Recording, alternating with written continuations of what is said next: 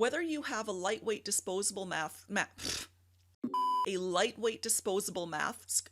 Why do I keep lisping that? Mask.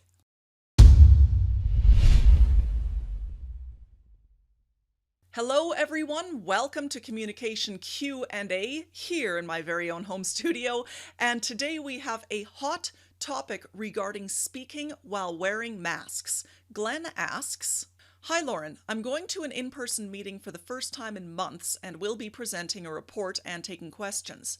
We're required to wear masks and I want to make sure people can understand me clearly. Do you have any tips for presenting while wearing a mask? Thanks, Glenn." Glenn, this is a very timely question. Right now in my city, we're actually under a mask mandate, and many other places around the world are too.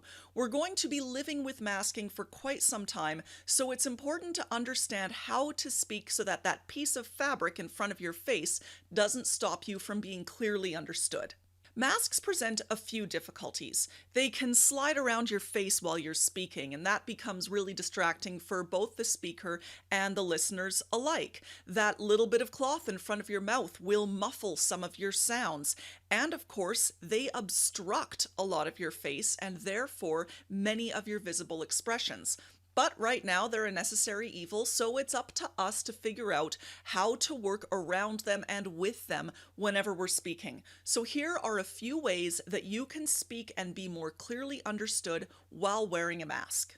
Now, in this video, I'm going to be speaking specifically about cloth non-medical masks. You could opt to wear one of those clear plastic face shields, which of course would leave your whole face visible, but their effectiveness regarding COVID transmission isn't well understood and isn't as verifiable as cloth masks, so many places won't accept face shields as a masking option. So like I said, today we're going to be sticking with those cloth style masks.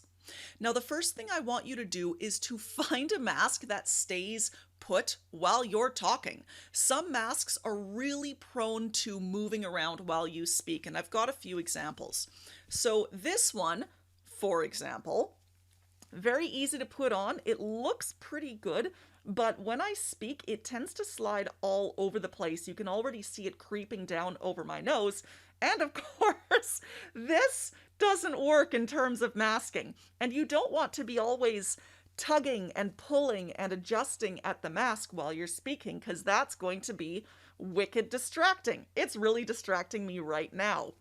So finding a mask that fits and that stays put is really, really important. This means that you're probably going to need to try multiple masks before you find the one that works. Now, one style that I like is a very fitted mask that has over the head fastenings instead of just those ear loops. This is one that I use quite a bit. And because it fits over the top of my head, I find that it doesn't move around no matter what I do.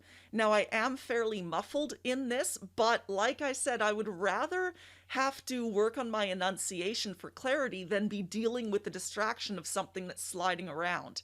And if I'm going to be speaking for a really long time, this over-the-head style of elastic I find works much better. Now, remove the mask.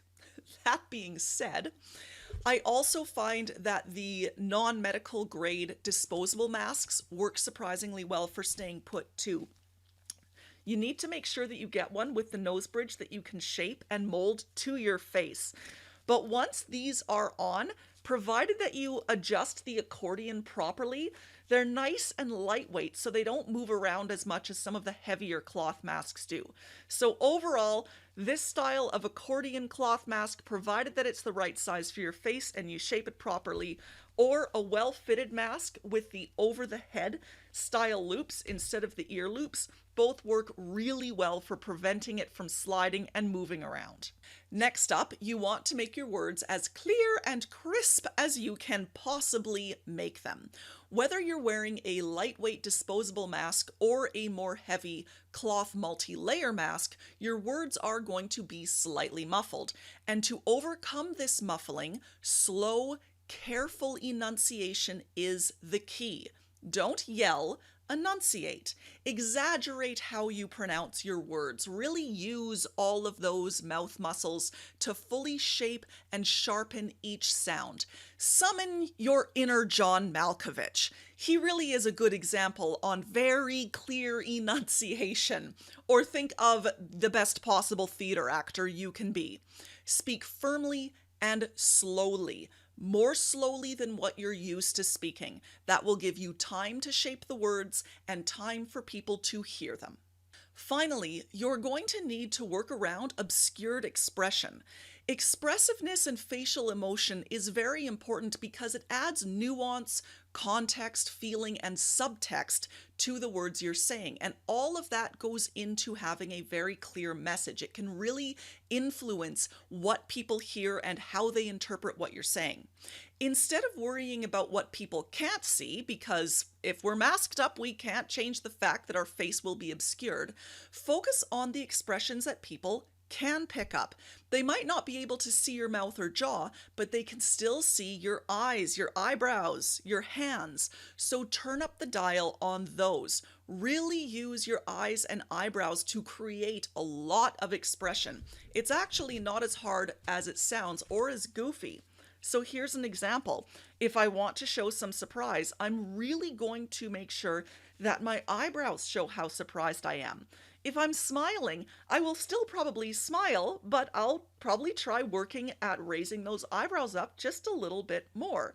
It does require a slight exaggeration in terms of your expressiveness, but lighting yourself up here can do a lot to make up for the fact that people can't see your mouth down here. Now, other ways that you can dial up the expression is to use your body language and gesture a little bit more. So be a little more expressive with your hands, with your muscle tension through your shoulder. That will really help. And lastly, you have vocal expression to work with, and that makes a huge difference. So again, if you're uncomfortable with the fact that people can't see your face and you're worried that your expressiveness might be a little bit deadened with that cloth in front of you, dial up the expressiveness in your voice. Add more changes to your pitch, to your tone. Increase the color in the way that you say your words and the sort of vocal quality that you give them. A lot of facial expressiveness or lack thereof can be made up with an increase in vocal expressiveness. So that's another great tool to use when you are speaking with a mask on. So there you go, Glenn. 3 ways of improving your presentations when you need to be speaking to a group while wearing a mask. Now, it might very well be that you don't often need to speak with a mask on because so many of your presentations and meetings and conversations are happening in a virtual environment, just like this. If you want to boost up the quality of your virtual communication, head over to laurensergi.com/video conference skills and check out my new program, Making the Most of Video Conferencing.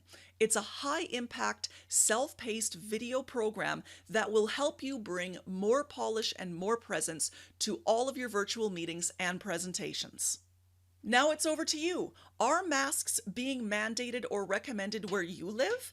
If so, what have you noticed about communicating with people while wearing masks? Share your stories and your thoughts on this in the comments down below. Did you find this video helpful? If so, please click that like button, give me a big ol' thumbs up, subscribe to the channel and ring the bell for notifications. Then be sure to head over to laurensergi.com and sign up in the pop-up to receive my latest videos, updates, and extra resources that I only share with subscribers. Thank you so much for joining me today, and remember, mask up, wash your hands, stay healthy, and keep on communicating.